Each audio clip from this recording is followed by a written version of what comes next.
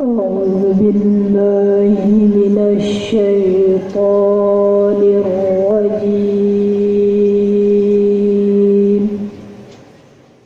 بسم الله الرحمن الرحيم. قل يا أهل الكتاب هل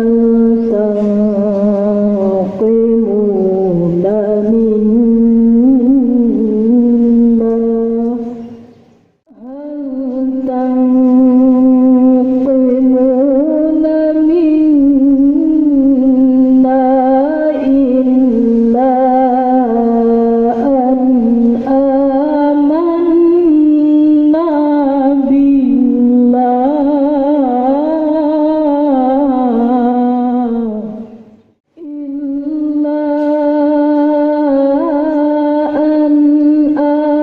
آمنا بالله وما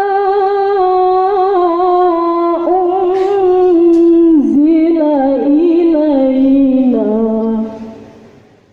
وما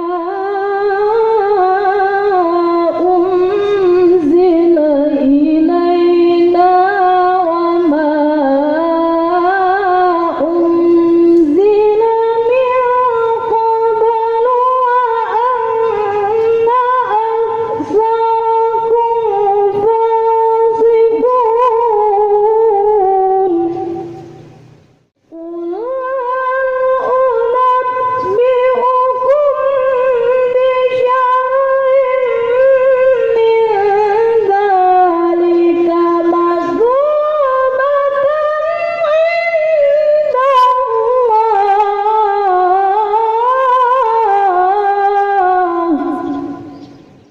من لعنه الله وغضب عليه وجعل منهم القردة والخنازير وعبد الطاغوت.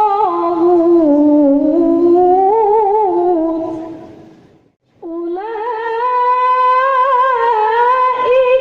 شر مكانا وأضل عن سواء السبيل.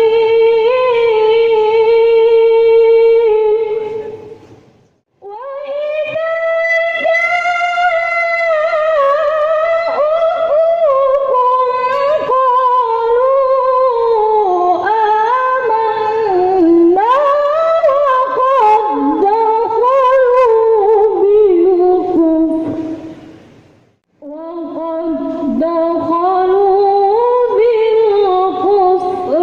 وهم قد خرجوا به.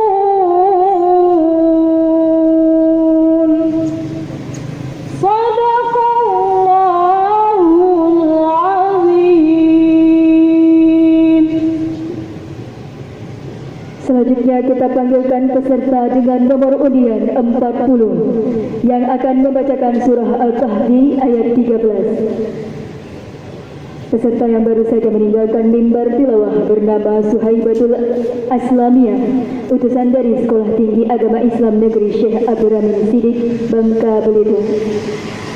Bersiap-siap peserta dengan nomor undian 41.